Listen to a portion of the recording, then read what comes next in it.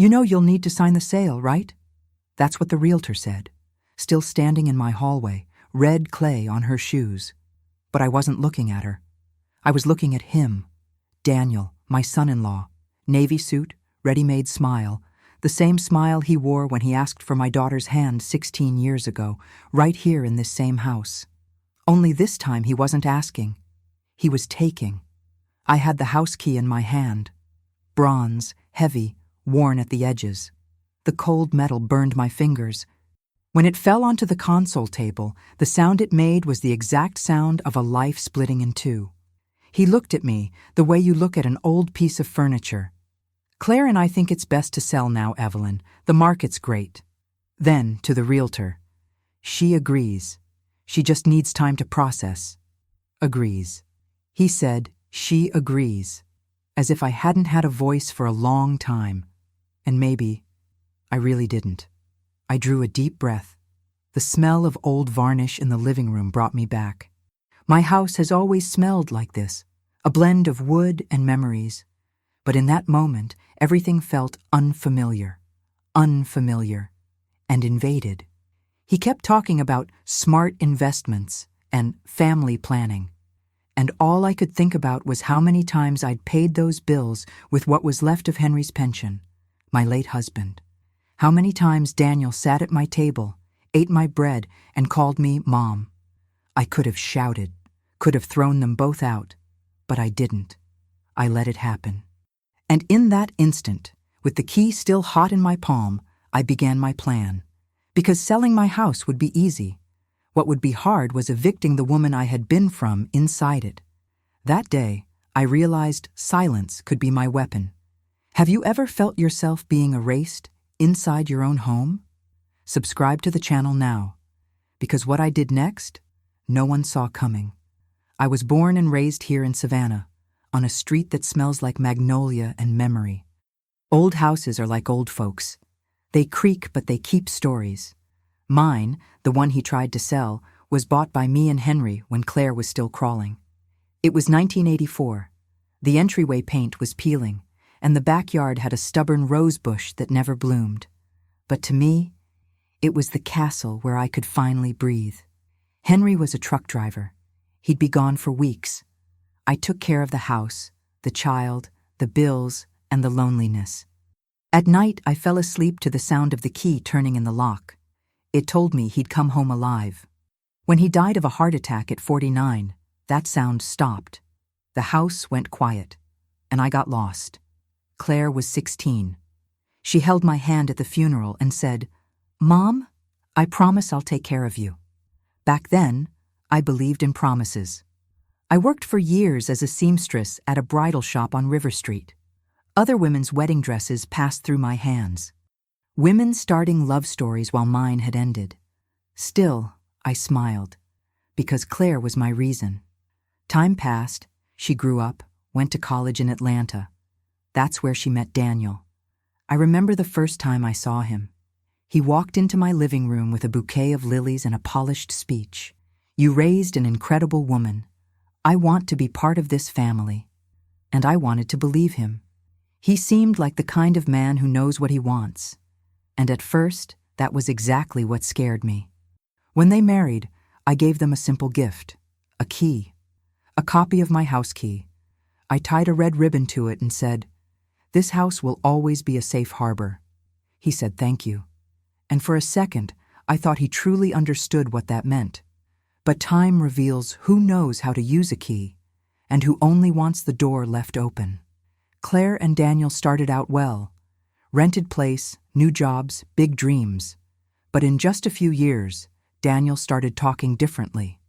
Investment, returns, home equity. Cold words, far from the warmth of a mother's kitchen.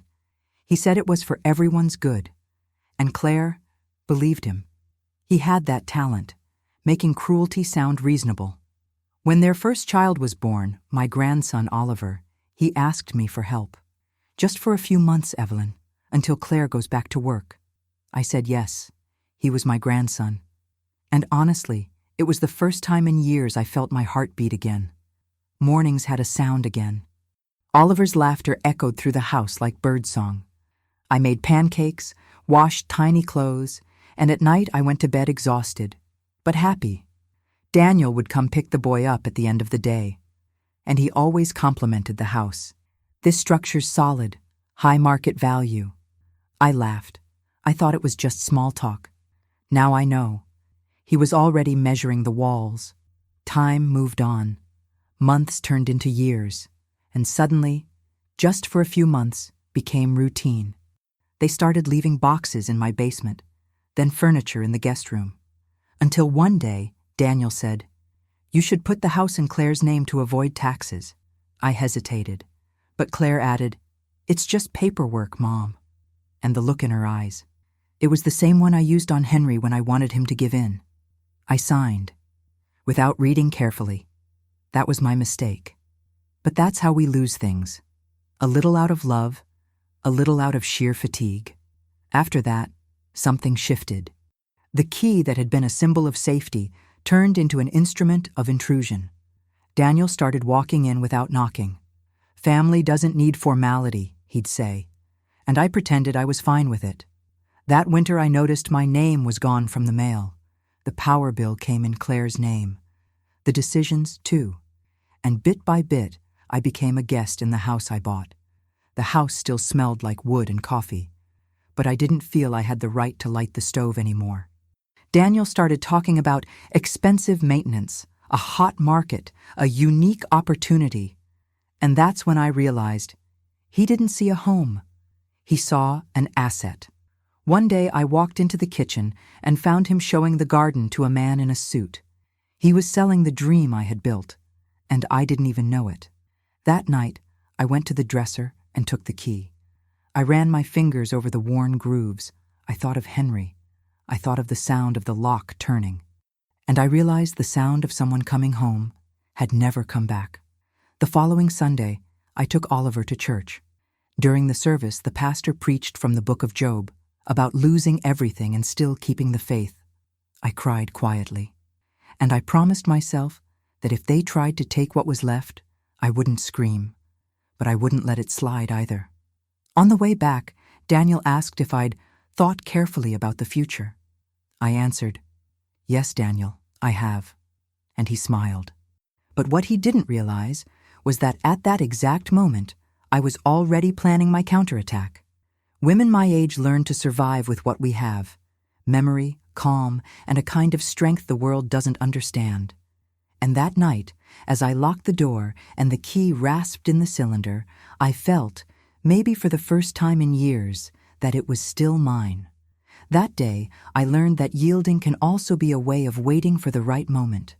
What country and city are you watching me from? Tell me in the comments, because sometimes it's far from home that we understand the value of home. But I didn't know the last straw would come so soon, or that it would come at my own daughter's hands. That morning, the Savannah sun was too bright, but inside the house the air felt heavy, as if summer had walked in just to smother me. Daniel arrived early, unannounced. His key turned in the lock, and I already knew nothing good ever began with that sound. He came in like a man who never needs permission. Light suit, expensive watch, that woody cologne that made me dizzy. Behind him came Claire, holding a blue folder. "Mom, we need to talk about the house." I braced myself against the edge of the sink. The floor seemed to give way. She spoke with a rehearsed voice, sweet but distant. Daniel opened the folder and pulled out some papers. "It's an excellent offer, Evelyn. Serious buyer, cash deal." "Offer for what?" "For selling the house." That word, sale. It echoed, dry and cold, like a nail hammered into wood. I looked at Claire. She looked away, and I understood everything without a single word. "You've already decided this, haven't you?" Daniel folded his arms. "It's best for everyone. Claire and I are buying a bigger house. The proceeds will help. You can live with us, of course." Live with us. As if it were charity. "I still live here, Daniel, and I don't remember giving you the right to sell what's mine." He gave a half smile, the kind you reserve for a stubborn child. "Technically, the deed is in Claire's name. Legally, she can sell." Claire wrung her hands. "Mom, Please, don't make this hard. It's just a house. Just a house. The kettle whistled behind me. Steam rose, and for a second I wanted to vanish into it. But I didn't. I turned, took the kettle off the burner and said, "Then you two sign." "I'm not signing anything." Silence. Daniel looked at me with contained contempt. Claire looked like a frightened girl. "You're being irrational, Evelyn." "No, I'm just waking up." My voice was calm, but inside my heart pounded like a drum. He took a breath.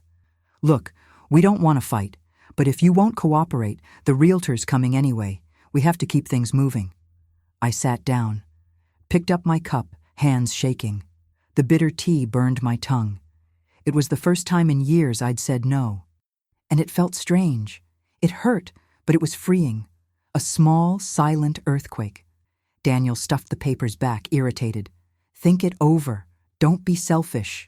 And he left. Claire stayed. She was crying. "Mom, he just wants what's best, I swear." "And what's best for me, Claire?" She didn't answer. When they left, the house seemed to breathe again. I stood there staring down the hallway. Morning light came through the curtains. The wood floors creaked. And I thought, maybe this is what they call a beginning. I picked up the key from the console table. The same bronze one. It was covered in dust. I ran my finger over it, cleaning it, and felt the cold metal on my skin. It was like holding a piece of my own story. That night, I sat on the porch with a mug of tea and a notebook. I wrote down dates, amounts, bills, names. Everything I remembered about the house, the mortgage, the repairs, the receipts. I knew Daniel was clever, but I had lived long enough to know the world doesn't spin only for the loudest voice. Close to midnight, I got a message from Claire. "I'm sorry, Mom. He went too far, but try to see his side." His side. As if my pain had to fit inside his comfort. I turned off the light, stared at the ceiling, and I thought of Henry, how he hated leaving anything in lawyers' hands. But right then, I knew. I needed to protect myself, even if it was in silence. In the days that followed, Daniel changed, cold, distant. He left messages, not glances. Started stopping by often, alone. "Just checking a few measurements," he'd say. And I could feel his eyes skimming the walls like a thief deciding what to rip out first. On one of those visits, he forgot his folder on the sofa. I hesitated, but I opened it. Inside were property appraisal documents. My name wasn't anywhere. But a sentence in the corner chilled me. "Current owner authorizes showings by appointment. Current owner, my daughter." That night I prayed. I asked God to give me wisdom, not strength. Because strength I already had. What I needed was strategy. And there, with the key in my hand and the folder still open on the table, I understood. They weren't going to stop. If I wanted to keep what was mine, I'd have to fight my way. Like the women who learned to survive without an audience. That day, I realized the first no is the most costly, but also the most necessary. Have you ever told someone no when they swore they were helping you? Drop a comment. Sometimes it's that first no that starts the journey back to yourself. I thought the worst had passed, until the day I found the contract, signed, and not by me. The sound of rain that night felt different, heavier, thicker, as if the sky had swallowed some injustice too. I was in the living room folding towels when I heard his car. Daniel. Again, no warning. His key turned in the lock with the ease of a man turning his own fate. He stepped in, wiping his shoes on the mat, pretending at courtesy. "Good evening, Evelyn. Good is a little strong for this hour." He laughed, that laugh of someone who thinks he owns people and time. He sat on the sofa, unlocked his phone, and said, "We need to settle the details. The offer's too good to lose." "We're still talking about the house?" "Of course. The buyer upped the bid. Claire's on board." Claire. She didn't come anymore. She sent short, evasive texts. "I'll stop by later, Mom." Daniel's handling it. The rain on the windows blended with my short, tight breaths. I said, "Daniel, can you show me that contract again?" He hesitated, but he handed me a copy, maybe to prove everything was above board. When he turned his head to answer a call, I saw it. The signature, Evelyn Parker. With a shaky stroke that wasn't mine. My stomach flipped. My heart raced. The whole world seemed to tip toward me. Where did you get this signature? You signed it, Evelyn. Maybe you don't remember. I stared him down. I never signed this. He shrugged. Then it must have been a misunderstanding. But it's already recorded. Recorded. The word landed like a sentence. He stood, calm as ever. No point in stirring things up. Think about the future, the comfort. Claire and I will take care of you. Always. And he left. He left the folder on the table as if to admire his own audacity. I was alone. I sat. I touched the paper. The smell of fresh ink gave the fraud away. My hands trembled, but my gaze didn't. Right then, I knew. This wasn't about a house anymore. It was about my story being erased with a cheap pen. In the days that followed, I tried talking to Claire. She avoided me. He said, "You're confused, Mom." Confused. That word cut deeper than any insult. It was his way of killing me without laying a hand on me, making me doubt myself. I went to church for comfort. Sister June, a soft-spoken woman with eyes that see far, listened for an hour. In the end, she said, "The enemy loves to dress control up as love. But God didn't make you to depend." She took my hand. "Do you still have the key?" "I do." "Then there's still a door to close, and another to open." I went home with that sentence hammering in my head. I set the key on the table, looked at it, and decided it would be my weapon. But to fight, I needed proof. The next day, I went to the registry office. I brought the copy. The clerk, a young woman with round glasses, looked it over and frowned.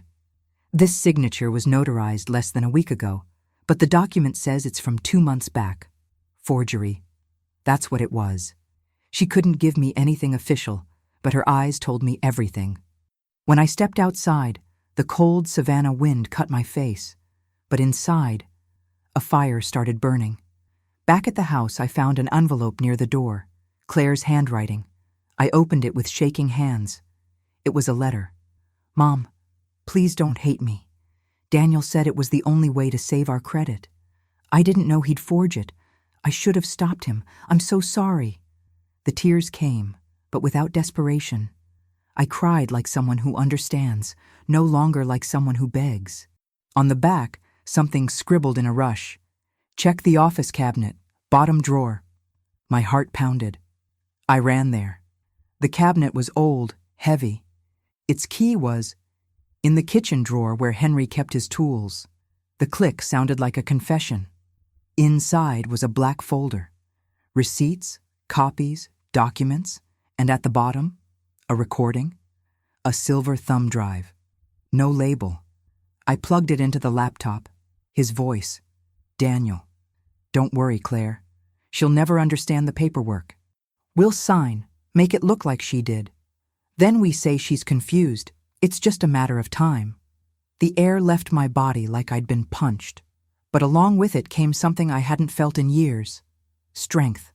I sat there, listening again and again. Each word was a blade and ammunition. The next day, I went to church. I found Sister June. I played her the audio. She looked at me, steady. "Evelyn, God's showing you how to fight without getting your hands dirty." "And how do I do that?" "Let him dig his own hole, but document every step." I went home with a steady heart. I took the key, slid it onto a cord, and hung it around my neck. From that day on, it wouldn't be just metal. It would be a reminder of who I was, and what I wouldn't lose. Daniel came back 2 days later, smiling. So sure of himself he didn't notice the new light in my eyes. "The realtor's coming tomorrow for photos, Evelyn." "Of course." "So you agree then?" "I agree, to let her in." He seemed satisfied, but what he didn't know was that every visit, every word, every contract would now be documented. I took photos, recorded audio, wrote everything down. I sent copies to a secure folder on a backup thumb drive. And I saved another little gem, a recording of him calling Claire a useless sentimental. I knew the day would come, the day his own poison would choke him. That night, I pulled out the old album of Claire as a child, her tiny hand holding mine. I remembered the promise at her father's funeral. "I'll take care of you, Mom." I felt the bitter taste of betrayal and the sad sweetness of knowing that love, misled, gets lost. I slept with the key on my chest that night, and I dreamed of Henry. He was in the garden, watering the flowers that never grew. He looked at me and said, "Give it time. Time shows who plants and who pulls up." I woke to the sound of the door opening. Daniel again, but this time with the realtor. I smiled. "Good morning, I'm glad you're here." She started photographing the rooms. Daniel talked big, enthusiastic. But I had already sent the recording and the forged contract to a lawyer friend from church, a simple man, but fair. I was quiet, but inside, something had turned. It wasn't fear anymore. It was clarity. When they left, the floors felt different. With each of his steps, I heard the sound of an ending. His, not mine. That day, I realized silence has two faces, the kind that cowers and the kind that wins. Have you ever uncovered something that changed everything and had to act calm? Tell me in the comments. Sometimes the loudest scream is the right silence at the right time. But he didn't give up. When he realized I knew, he showed what he always hid, the face of anger. And that's when justice began. The next day, rose gray. Savannah looked like it was in mourning, the air still, the sky colorless. But inside me, there was a quiet light, the kind that comes after a decision. The realtor had set 10 o'clock to come back. Daniel said he'd come too, to make sure everything goes smoothly. I let him. The plan was ready, not out of rage, out of purpose. At 9:30, the phone rang. It was Claire. Her voice was low, shaky. "Mom, what are you going to do?" "The truth, that's all. He says you want to sue him." "No, he's already sued himself." Silence. Then a whisper. "I'm sorry, Mom. I should have listened to you. There's still time, honey, but today don't say anything. Just watch." I hung up and felt the weight lift off my chest. The doorbell rang. Daniel, immaculate as always, gray suit, expensive watch, trained smile. Behind him, the realtor, clipboard in hand. "Ready to say goodbye to the house, Evelyn?" You have no idea. He thought I was being ironic. But I wasn't. While they photographed the living room, the lawyer I'd contacted, Mr. Thompson, arrived. A simple man, gentle voice, threadbare suit. Daniel bristled. "Who are you?" "Evelyn Parker's attorney." "What for? Everything's already settled." "Depends on your point of view."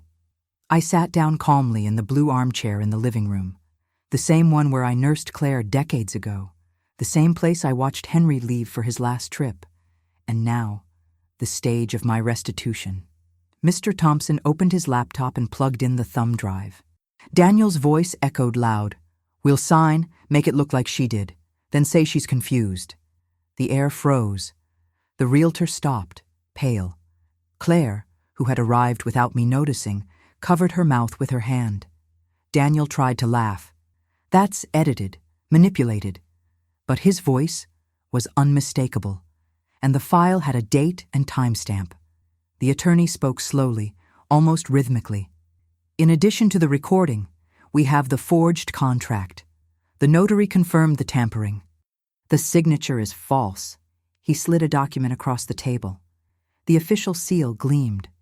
Daniel went white. "You can't prove it was me." "I don't have to," I said. He looked startled. The lie already proved itself. Claire started crying. "Daniel, tell me it isn't true." But he said nothing. His silence said more than any excuse. Embarrassed, the realtor gathered her papers. "I'm sorry, Mrs. Parker. I didn't know." "I know, dear. You were just doing your job." Daniel jumped up, furious. "You think you're going to destroy me? I did all this for you."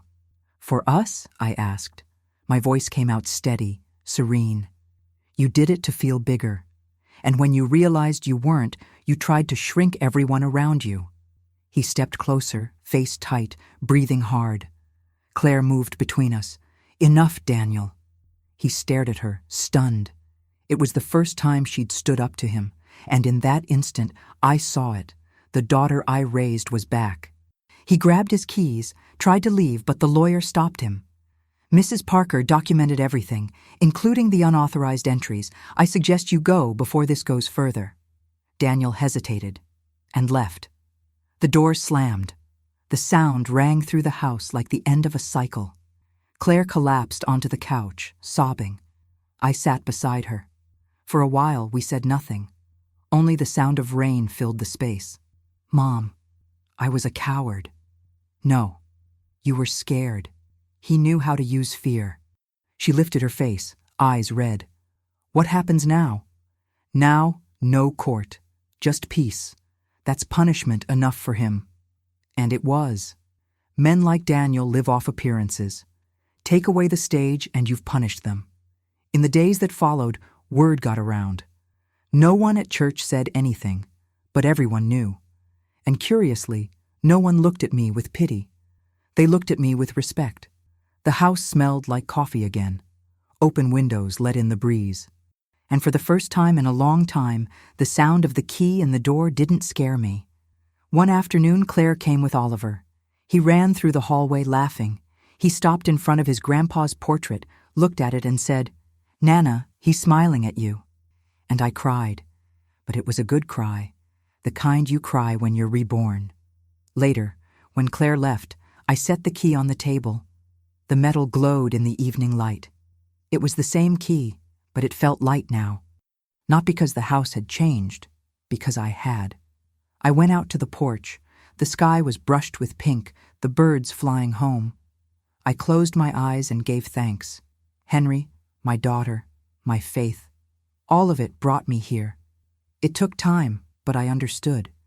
It's not about losing or winning. It's about not losing yourself. On Sunday, the pastor asked me to give my testimony. I went up to the pulpit with the key around my neck. I said, "When they try to take what's yours, don't yell.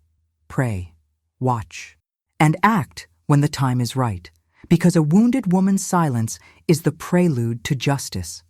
The whole church went quiet, and I heard again the lock turning. Only this time, it was the sound of freedom. That day, I realized justice isn't revenge. It's peace moving back into the place where fear used to live. When did you break free, even if no one applauded? Tell me in the comments. Your story might heal another woman. And when silence became my routine, I discovered something new. Peace has a smell. Mine was the smell of coffee dripping in the kitchen. Time passed like bare feet on warm floors, slow, unhurried. After Daniel left our lives, the days had sound again. Not the crack of anger or the echo of humiliation, but the calm sound of pots, wind, and soft footsteps. The house that nearly got taken from me, was alive again. Open windows, curtains dancing, the smell of coffee in the morning. Silence now was peace. And every time I turned the key in the lock, a different shiver. No longer fear of losing, but gratitude for staying. Claire started coming by more often, at first, shy. She'd leave flowers on the porch and slip away before I opened the door. But one Sunday, she came in. No invitation, no rehearsed apologies. "Can I stay for lunch, Mom?" I just smiled. The rice is already on. We sat at the table like old times. Oliver was on the floor drawing, and the scratch of his pencil sounded like it was stitching together what had been torn. She looked around and whispered, "I thought you'd never forgive me." I thought so too. She smiled with tears in her eyes. "So, did you?" "Honey, forgiveness didn't come all at once. It came the way sunlight slips through a window. A little more each day. We fell quiet, the kind of quiet that doesn't weigh on you. In the months that followed, life found its shape. Claire filed for divorce. She said that, for the first time, she slept without fear. And I didn't ask for details. Some pain you only understand in someone else's mirror. Little by little, I made small repairs. Nothing big. I painted the window frames white, changed the curtains, fixed the fence Henry always promised to mend. With each hammer tap, a piece of me clicked back into place. Mr. Thompson, the lawyer, stopped by one day. He brought a cornbread his wife baked and said, smiling, "You know, Mrs. Parker, you could help other women. This kind of abuse is more common than you think." I laughed. Financial abuse? Yes, but mostly emotional. The kind that makes you believe you owe gratitude for what's already yours. That stuck with me. That night I prayed and asked for a new purpose. And it came. Simple, like all true things. Once a week, I started welcoming women from the community into my living room. We called them key gatherings. Each woman brought a story, and at the end an old key of a house, a cabinet, a memory. And I'd say, every key does two things. It opens and it locks. It's on us to choose what to keep and what to let go. The meetings grew. Sometimes we laughed until we cried. Other times we cried until we laughed. And in every face, I saw a reflection of my past and my healing. One woman asked me, "Evelyn, don't you feel lonely now?" I thought a moment and said, "No, I feel whole, and that's different." Claire started helping with the gatherings. She served tea, took notes, and when she spoke, the women listened. There was truth in her voice, the kind that only comes from falling and getting back up. Oliver grew up running through the yard. The rose bush, the one that never bloomed, started sprouting pink buds. I swear, it was like Henry had come back to water it in silence. One Saturday, Claire handed me an envelope. Inside, a check. It's part of what Daniel owed. The lawyer managed to freeze one of his accounts. It's rightfully yours. I looked at the paper but didn't touch it. I don't need it anymore. She insisted, "Mom, it's what's fair. What's fair is being able to sleep in peace. That, honey, no money can buy." We put the envelope in a drawer and never mentioned it again. The days turned light. A simple rhythm, coffee at 6, church on Sundays, laughter with Oliver in the afternoons. Peace, I learned, is made of small certainties and of big absences that finally stop hurting.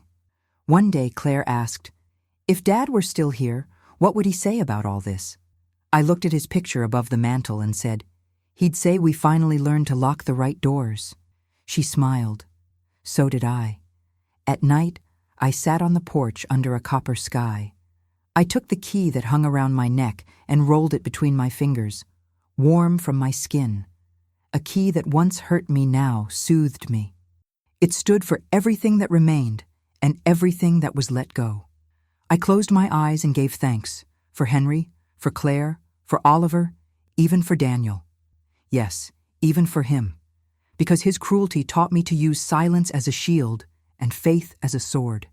Today, the house is simpler. I sold the bulky furniture, the heavy memories. I made room for air to come in and for my soul to breathe. Sometimes people ask if I still feel angry. I smile. Anger ages you. I've got enough wrinkles as it is. The key doesn't hang around my neck anymore. I keep it in a small glass frame above the table. Underneath, I had a line engraved. Not every door needs to open. Some are there to remind you where you must never walk out of again. And so life went on, with less noise, with more faith. That day, I realized peace isn't the end of the story. It's the beginning of our truest version. What was your bravest moment? The one when you realized you could close a door and still be free? Write it below. Maybe your courage is someone else's key today. Today, the key still hangs in the same place, but I'm the one who decides when the door opens. Today, the key is still here, in the same spot, hanging by the door that nearly became the end of my story. But now, every time I look at it, I smile, because it doesn't stand for fear anymore, it stands for choice. For a long time, I thought freedom meant open doors. Now I know. Freedom is choosing which doors deserve to stay closed. Daniel is gone. So is the anger. And the silence, the one that used to choke me, now protects me. Claire comes every Sunday. She brings flowers. Oliver races through the yard, and when he shouts, "Nana, where's the key?" I point to the frame on the wall and say, "Right there, my love." It's to remind us that nothing and no one can take away what God gave you. Sometimes he tries to take it down, I let him, because he doesn't yet understand that the real key isn't iron. It's faith. The house breathes differently now. It smells like bread baking on Sundays, fresh flowers on the console table, life lived without rushing. The walls keep our stories, some painful, others sweet, but all true, and all mine. I learned that time heals, yes, but only when we let it, because pain that's stored becomes a root, and a root left to grow takes over everything. I pulled mine out. It hurt. I bled. But then, it bloomed. Claire is different now, lighter. She laughs more, sleeps better. And when she talks about Daniel, there's no bitterness, just the quiet understanding that love, aimed poorly, also wounds the one who loves. She started working again, opened a small sewing studio, like mine once was. When she showed me the space, her eyes were shining. I learned it from you, Mom. Sewing isn't just joining fabric, it's mending what looked lost. I took her hand. I didn't need to say a word. Some words live better in silence. Oliver is growing strong. The other day he asked, "Nana, why do you keep that old key?" I sat beside him and said, "Because it reminds me I'm stronger than I thought, and that everything worth fighting for starts with a small choice." He didn't get it all, but he tucked it away. And I know that one day, when life hurts him too, he'll remember, and he'll choose to stay. The key gatherings became a tradition. Every Thursday at 4, the living room fills up. Women of all ages. Some young, others with hair as white as mine. All with the same look in their eyes, the look of someone who's been silenced. And there, in that room, they get their voices back. They tell stories of financial, emotional, psychological abuse. They talk about men who used love as a prison. And together, we learn that forgiveness isn't forgetting, it's setting the weight down. One of them, Mariana, said to me, "Evelyn, you saved my life." I answered, "No, honey, you saved yourself. I just reminded you the key was in your hand all along." She cried, and so did I. Because helping another woman heal heals you, again. At night, when the house is quiet, I walk through the rooms. I run my hand along the walls. I touch the console where the key fell that day. I feel the weight of memory, but not of guilt, because I finally understood it was never my job to fix Daniel, nor to save Claire from her own fear. My only mission was to keep myself whole, and that's what I did. Henry visits me in my dreams sometimes, sitting on the porch with that calm smile. He never speaks, he just nods, and I wake knowing he's proud. Not because I won, but because I didn't give up on myself. There are hard days, of course. Days when loneliness feels heavy. Days when the house seems too big for one woman. But then I remember, loneliness isn't being alone. It's being with someone who makes you feel empty. And here, in this house, I feel full of God, of good memories, of purpose. Last Sunday, the pastor called me up again, this time to give me a plaque, Woman of the Year, for the courage to turn pain into hope. I went up, held the plaque, and said, "This isn't mine. It belongs to every woman who learned to say no when the world wanted her to say yes." The church applauded, but the applause that mattered most was my own heart beating steady in my chest. Today, when I look at the key in the frame, I see more than metal. I see resilience. I see faith. I see the woman who almost gave up and the woman who rose again. If you've listened this far, if you've ever felt someone taking what's yours, your voice, your peace, your place, then this story is yours too.